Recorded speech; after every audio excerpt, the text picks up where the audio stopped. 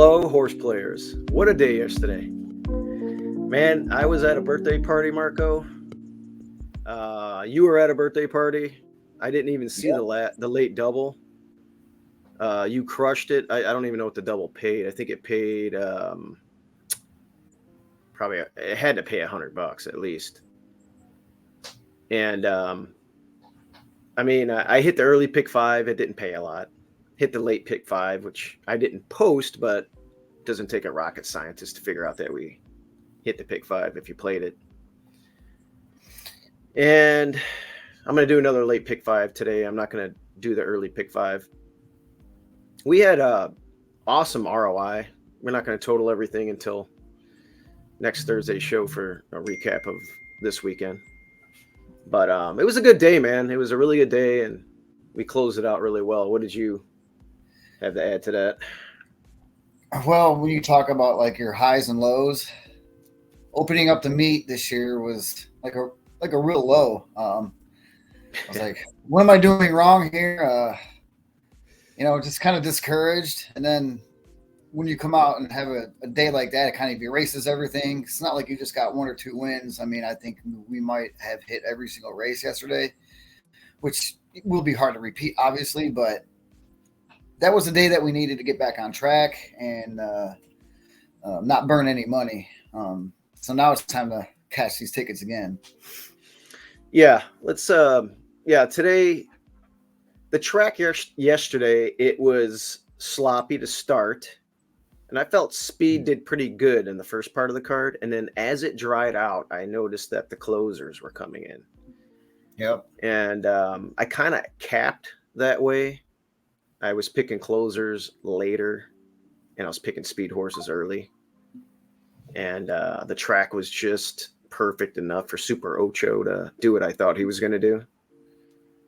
And then later on in the day with our guy, Luis Quinones, I didn't even watch a replay yet. Everybody's laughing at the guy. I said, no, he will bring home some shots. And, well, sure enough, Rivercrest Girl goes from last to first on the outside, and it was just beautiful to watch. Cool. Especially at 10-1. So, well, with further ado, I would like to. We're gonna like roll through these first 5 races pretty quickly. We just got to get going. I got a lot of stuff going on today. Plus, we got to get this show out. We usually tape these the night before. Just so much going on last night. We couldn't get the taping out. So in race 1, Marco, we both like the 3. You like the 3 on top. I picked it second. I landed on the 2 Texas Twinkies for Carl Broberg. And I got second Hood, second Broberg. You know, he claimed this horse for 10, ran a good race. Now raises it. So there's some confidence there. Broberg's usually an aggressive trainer where he spots his horses. And for him to give this one the little leg up, I was like, yeah, he's going from 10 to 16. I like it. And then I obviously like your top pick, the 3. Yeah, Broberg is a good he's really good with the claiming horses in that game, and you always got to watch out for him. But I landed on Minnie's Ready, number 3 here. Coming off somewhat of a little layoff, but she's dropping in class today, and I think she could work out a pretty decent trip, kind of up and near the lead. I think that's where you might want to be here for this. So I think she has the ability to actually be out with no troubled trip, because you got to have a trip also. So I think this one is going to be set up good for the trip, and hopefully she'll have enough in the lane to bring it home. Yeah, the horse is exiting a tough circuit, dropping way down too, and I mean it should run just a giant race today. All right, we'll move on to race 2. We're a little bit all over the place on this one. I landed on Running for Cash, number 5. Doug Anderson. I don't know too much about. Well, again, we have Fuentes. He's 0 for 17. This horse here exits a very tough race, and two next out winners from the company line, including a 91 buyer speed figure. So I was like, you know what? Trouble trip, second off of a layoff now, exits a super tough race, drops, everything kind of fit together there for me. And then with the 8, my thinking there was just getting back on dirt. What did you like about the 1? So we got Sir here. So Sir, I think can show up late to the party today. And I like the one post when you need to save ground and make up the ground underneath and sneak up the rail. Sometimes that works here. Gelded this one for this first time. That. And it's got I like the workout pattern coming in. He ran a 6 furlong work at Oaklawn, and then that last drill was pretty good. I think this horse may be ready, and if you can again have a clean trip, but not too much going on there to sneak up the rail and probably try to steal this one. That's what I'm looking for. Yeah, it makes sense. Add that one to your tickets, and then you like somebody else, the 9. Yeah, the 9 here looks pretty much like, to me, the one to beat. Right. Second off layoff, first claim. It came out of the Asmussen barn. There's a lot to like about it.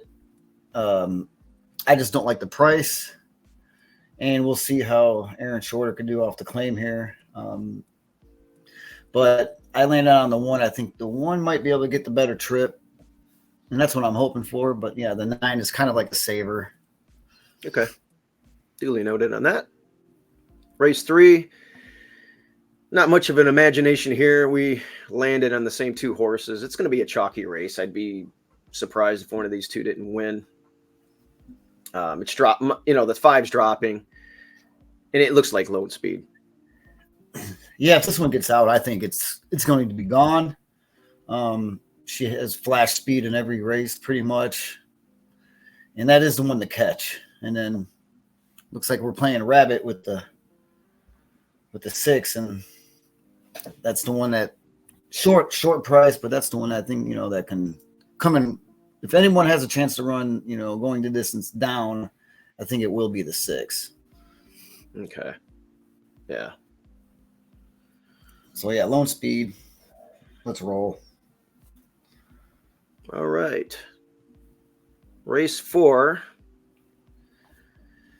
We both like the 5. I have the 5 on top just because, do you really want to pick a horse that's going to be 1 to 2 in here, or 3 to 5, or odds on? So I did throw the 7 in there just if you needed to add it on your tickets. But the 5's a first time starter. Good work pattern. They're getting aggressive with it right off the bat. I mean, that move on November 18th, 3 out of 47 was, really encouraging. And De La Cruz is off to a little bit of a slow start, but he's a really good jockey, and it's just a matter of time before he starts picking up the pieces here and starting to win. These guys in the last 2 years together, 28% from 92 starts. So I think this trainer jockey combination is going to start winning some races, and maybe these guys can upset the favorite here and get the job done. You landed on the 3. Yeah, I'm on the 3 Candy Coop. So I mean, the lines are ugly. Not a whole lot to like about it, but this one may have some later kick. It did run well at Oaklawn once, but I think we're going to have some pace out there, and it's a little bit earlier in the card.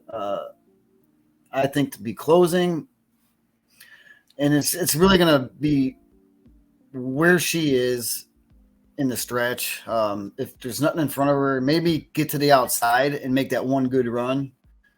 I think that's her only shot of winning this one. And there's not a whole lot in this race that looks like powerful. And then the 5, the Yeah. one that you landed on, and the only reason why I did not take this girl was the first time starter. It's hard for me to take a first time starter when it's not a race filled with first time starters. There's 2 of them, I think, in here, and there's a lot of other horses that ran and got some experience. And with that, you don't know which one, gained the winning edge with the experience. So I think maybe this one may need one, but maybe not. It could pop first time out here. So Well, my thinking is the 7's going to be such a strong favorite, and my horse player mentality just says I'm not picking a even money shot here. So that was my thinking behind that. Race 5. We're a little bit different here too. I landed on the 8 with Joe Sharp. First time Lasix. Second time no hood. They took the hood off last time. Ran a lifetime best buyer speed figure. They're protecting the horse here, so that gives me a lot of confidence. The fact that Joe Sharp does not want to lose this horse. It's coming out of the Kentucky circuit. And I don't know a lot about this jockey, Chon, but the guy's winning. 3 wins from 12 starts. And yeah, he rides a lot of Brad Cox runners. Yeah. Okay, he does? Yeah, I don't know why I don't even know. He's pretty much his first choice right now on Is he? Up in the irons, yeah. He's been riding all Cox's like pretty good horses here. Well, he's riding for Joe Sharp here, and this horse is doing well in the AM since the last race too. So I just first time Lasix, everything else I mentioned. I like the confidence with Joe Sharp protecting it. So we'll see what happens. You landed on the 9. Yeah, the 9 Santana riding 1 win so far. He's capable, that's for sure.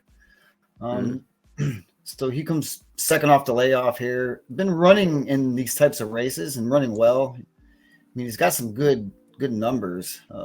Previously, a couple good works at Churchill coming in. I think it's just a real strong contender here, and should be at the wire. With the front. Now, if he gets it or not, it's another story. But when I'm looking at this field, I think this one could get the trip and get really the job done today. Interesting. Okay. It's got some back numbers. So yeah, throw that last one out. It was, yeah. First one off a long layoff and showed a little speed, and now should be ready to get back on track here. Take a look at the 5. My backup exits a tough race. 3 next out winners right off the bat. Money Supply is a nice animal. And awesome bullet move. 1 out of 51 here on December 11th. This horse, this is not an allowance race. It's a basic starter, 50,000 starters. So big step down in class from that last race. Claimed for 52 back. I feel like this horse at 10-1 is going to run well. And then you also like the 3. Yeah, the 3 Kingdom. It's 3-1 morning line. Very exciting. No, I think this is going to be the one that's going to be out in the front. Yeah. I like speed. When you're out there, you're already putting yourself in a position to be in the race if you have horse. And if Kingdom has the horse in today, I think he can keep going and win.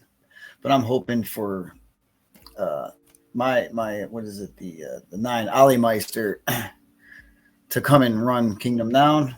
But yeah. Well, I think, you're definitely you're going to have the front. The 3 is going to be in the lead, no doubt about it. And it's going to be like my same thing I was talking about yesterday with Super Ocho. How big of a lead is it going to have? They added the blinkers 2 back in the last 2 races. It's just boom. It was up by 4.5 and 2 lengths. after a quarter mile into the race. So, yeah, this horse is going to be zipping right out there. Is it going to be able to hold off some of the other talented runners? I don't know, but it's a good underneath play. But it's a very competitive race. So I'm not going to put Ali Meister as my best bet of the day by any chance. There's a lot of them in here that could step up and win this. Okay. Race 6. This kicks off the late pick 5. And I do have a ticket, and it does have a caveat because I don't even have the price on there yet. I'll figure that out later. In the last leg, I want to single the 13 if it gets in. Unfortunately, I don't know if they're, what the scratches are going to look like, and those don't come out until another, I don't know, hour from now. I'll probably go with my backup single in that race. But race 6 here, to kick off the pick 5 is a maiden special weight for 2-year-olds for colts. We had a couple of fillies running the filly version of this yesterday, sprinting. They didn't do too well, but just, they learned a lot in there, and we'll figure out what to do with those 2 gals. But in here, I landed on the 3.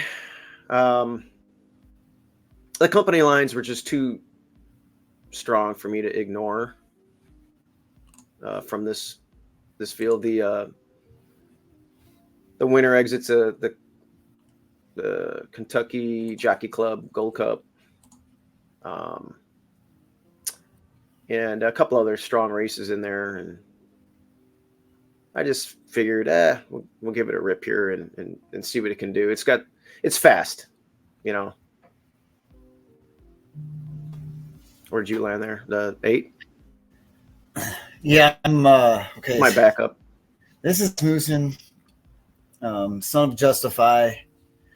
Great breeding. And I think this one's going to go to the front. Didn't get the lead last time and chased a runaway winner. Lost by, it was out by 10 lengths. Should have gained some good experience in that race. I think it's someone to beat with the connections. Now, I looked at this race real hard, and my other pick, number 6, left tackle, he kind of had a weird trip in his debut. He kind of got out pretty good, and it looked like he got unsettled a little bit and dropped to the back of the pack. And then he re-rallied, started passing up horses, and was actually gaining on Give Me a Reason at the end, and snuck in the rail and, galloped it out pretty well after that race. So I really like the way that one ran, even though it doesn't look like much in the lines. But I like the way he ran in that race, and I think left tackle could be a big player in here. But I think Give Me a Reason is going to be the class of the class, and I think he's going to just romp. I think he's going to win by about a good at least 4 lengths. Interesting. That was a really talented runner it ran against. I do want to mention on my 3, it wasn't the Jockey Club race. It was the Remsen. Dornock ran in the Remsen and won that, but that was my company line angle there. But it's going to be a chalky race. I think those are the 2. The 8 was my backup. Obviously, I like both of those horses. You also threw the 6 in there, which you mentioned. So I think between Brad Cox and Asmussen and McPeak, these are the normal players for these type of horses that go on to do good things. The winner of this race is going to be pointed probably to one of maybe the top 2 finishers. But the winner for sure is going to be pointed to the Arkansas 3-year-old Stake Series. What's the first one? I forgot. It's this Smarty Jones, or there's the race before that. I'm not sure what order they're going to be coming in. I can't. You have the Smarty Jones. You got the Rebel. You got the Arkansas Derby. There's one before that too. Maybe the Southwest. The Southwest. How they forget about that? It's Southwest. What did I say? Smarty Jones. Yes. It's Smarty Jones, Southwest, Rebel, Arkansas Derby. Those are the 4 in that order. That's right. So yeah, the winner of this race is going to be running probably in the Smarty Jones or the Southwest. And there's some talented runners in here, so we'll And see what depending on happens.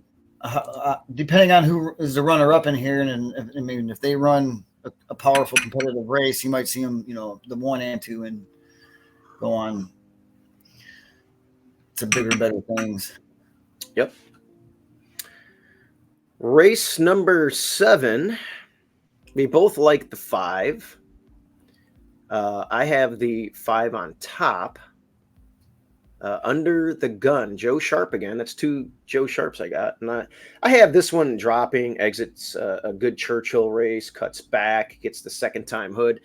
And one of the things I want to mention is that the winner of that last race got a 97 Beyer speed figure. So it just ran off the screen in that $32,000 event. Second time hood dropping in class. I really like this horse, 7-2. You have it pick 2 as your runner up, but it makes all the sense in the world. You landed on the 8? Yeah, I landed on the 8, and so I'm not even going to get into the 5 then. There's no point because you just pretty much said everything that needs to be said about him. So, yeah, I landed on the 8. So Carl Broberg is a good claiming ranks trainer. He does it very, very well. Mm-hmm. And this horse has ran in a claiming 12-5 winner, a claiming 30 winner, a claiming 30 winner. Those are his 3 claiming races that he's ran in, and he won all of them. And I was dropping out the allowance races back into the claiming race, and I think that's just going to be a very good move. And I think Carl Broberg wants to win, and he's got Christian Torres up, who was last year's leading jockey at Oaklawn. So I'm going to go with that 10-1. It's you might get that, and I think that's a good price for him. Yeah, I think I added that one on my ticket. Race 8. It's an A other than for two-year-olds. So you don't see too many non-winners of 2 races for 2-year-olds. Usually, a lot of times they go to, if you break your maiden and a maiden special weight, a lot of times you go to a stake. But later in the year, I can see them writing these, and they did. And here's one right here. I landed on the 5 horse, and this one was strictly, hey, I think things might fall apart a little bit, and it's probably going to do its best running late. I'm hoping it's a sprint, but if it ran like it did last time and just improves a little bit, it'll be a tough customer. It was a nice surprise at 29-1 last time. Donnie Von Hemmel, he's Oaklawn circuit, but he won. He runs at Churchill. He won at Churchill with this one. So 8-1. I put that one on top, and then my backup was the 10 horse, just in case it catches a flyer from the outside. It's 2 for 2. Going into that open company race at Keeneland. Did not do well after a trouble trip, and I'm willing to draw a line through that one. Man, at 12-1, I've seen worse. 12. I mean, it shouldn't be 12-1 with those. I know those were state bred races up there in Minnesota, but this is a nice filly. And yeah, the way she won, I mean, was impressive. Well, you see it. Yeah, you win. You get an 81 Beyer speed figure as a 2-year-old filly. That's impressive. So I landed there as my backup. You got the 4. Yeah, that 81, by the way, is the best in the field. But not for long, because Coastal Invasion is pretty much going to win on a hand ride. I don't see anybody beating her. Cox, I mean, he threw a 79 first out. Working. It's a $700,000 purchase. Yeah. I mean, there's not really else to say. This is going to be an easy win. And yeah. I hope I don't eat my words, but that's just my when I'm looking at this race, that's what I think. And I think every one of these other horses when you're looking at this race, if Coastal Invasion was not in here, it would be a very competitive race. I just don't think any one of these girls are on her level. Yeah, And that horse. That horse makes a lot. I mean, obviously that's the one. That's the target, right? That's the one we have to look at. It has a nice half brother that ran second in a stake on turf too. So, but yeah, they spent a lot of money on this horse, and it won that race out of the 10 hole. So, but it was bet that day, and it sure ran like it like everybody thought it was going to do. And Brad Cox with 2-year-olds. Oh my God. I mean, 465 race sample size, 28% with these horses. Phenomenal. These 2-year-olds. I mean, that is just insane. 28%. It's not, I mean, that's awesome. You also have the 7. Yeah, 7. Saratoga Secret, the coach. Yeah. So, we all know who the connections are here. Arrogate, sired. Horse has been getting better and better each race. Now you're coming second off the layoff. I don't think she's as good as the Cox runner, but this one I think may be able to close out the exacta or the trifecta. Definitely should be included in any kind of exotic wagering. Mm-hmm. Ran in tough. Won her first out. Ran in a grade 3, and then in another stake off the shelf. So, you might want to watch out. Brad Cox may want to watch out for this horse, but like I said, I think it's going to be a hand ride, and then everybody else. So I think she's the best of the rest. This next race, Marco, is very interesting because it's a wide open affair. It's an allowance race. It's the feature. And we actually picked the same horses in their bombs. Oh, wow. What happens usually when we do that. So my notes are bombs away here. Right tone makes so much sense just because what has this thing done wrong on dirt? Yeah. Especially this year. It's going to be sitting mid-pack. It's going to be rolling. And, I mean, this thing, its last 2 dirt races at Remington, it was an away reclaiming event. It won by 10, and then they threw it in an open allowance, and it won by 4.5. I mean, with ease. For some reason, they have 2, turf races sprinkled in between those races. I'm not sure why. After you win like that, but this horse is going to perk up again on dirt today. And with Tejas, I think I'm pronouncing that right. Yeah, Tejas should be. It's just one that, second off the layoff, it's going to be rolling late. Yeah, this one's coming from the cloud. Asmussen, and Gun Runner. Yeah. And, Keith Asmussen jockey, and I'm telling you what, the more and more I keep watching him, the more and more I like him. He's just doing a phenomenal job, and I think, and then, like I said, I think they want to win. I think, Asmussen for sure, trainer, wants to win that trainer title again. And I'm not so sure if he wants his kid to win. I mean, he should want him, but I think he's going to put him on the mounts to win. Have you seen Steve Asmussen in person? You've seen him up close. I've seen him pretty much every time I go up there, all the time. He's just, he's got to be. He's taller than me, so he's got to be over 5'10", right? He's a big guy. Yeah, no, he's got to weigh 200 pounds. 200 easy, yeah. So how the heck? What? I don't know how his kid's a jockey, but. Well, I don't know how long they're going to be jockeys, but because I don't think they're very small. But even Asmussen back in the day was, from what I heard, was he was on the horses and he rode a lot and exercised. But then he got that, grew up and wasn't able to do as much like that. But his dad, I think, was a jockey.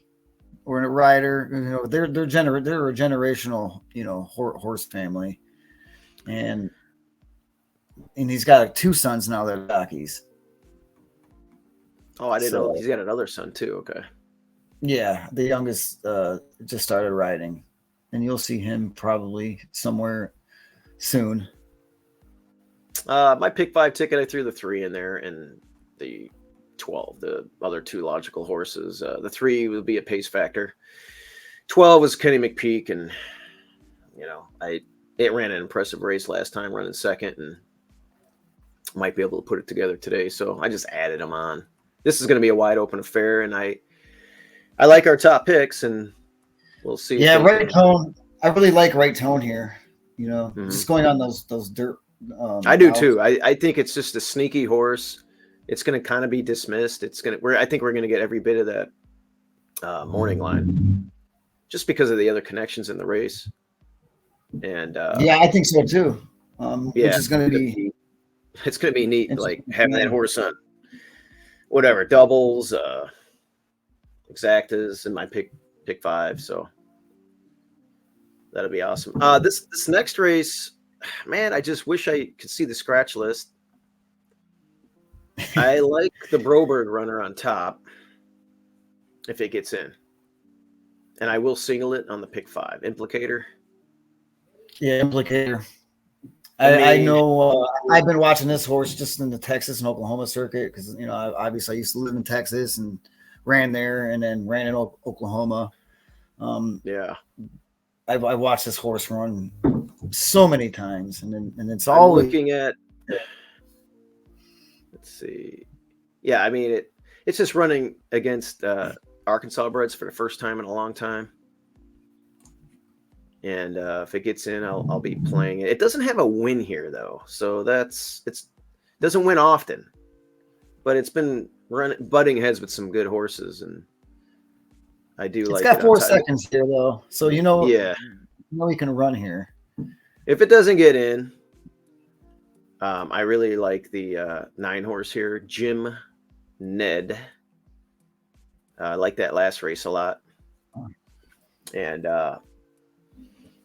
I'll probably add that one in. Another one is the 4, which I won't be singling, actually. I'll have the 4 and the 9. If the 13 doesn't get in, I won't single. I'll just go too deep here, and my ticket will be that, double the price. The 4, Choctaw Zip.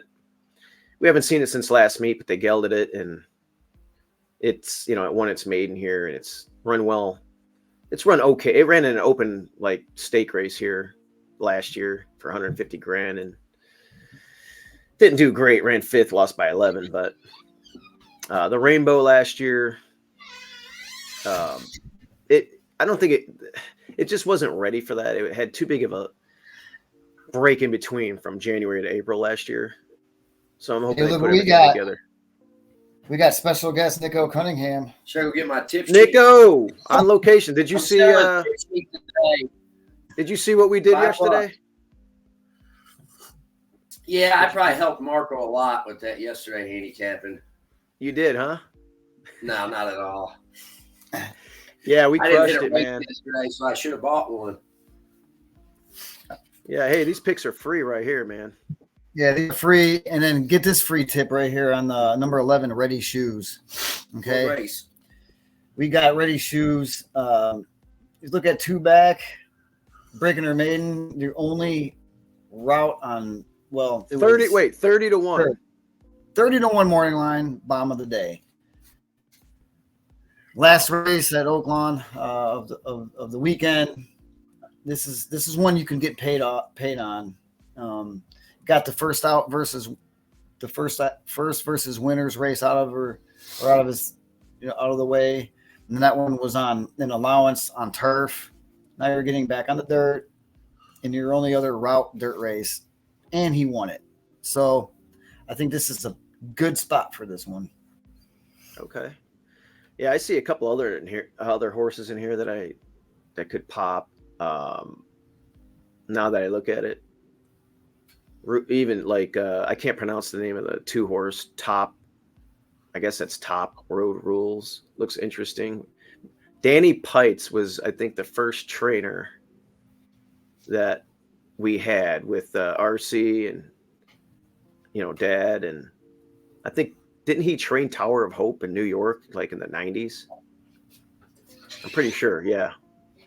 Yeah, Well, I was Davey real had. young back then, and I was running Yeah. around wild. Yeah, and- Danny Pites was in New York, and he had a horse named Tower of Hope that won a lot of races out there. And I think she ended up being a decent little broodmare. And So.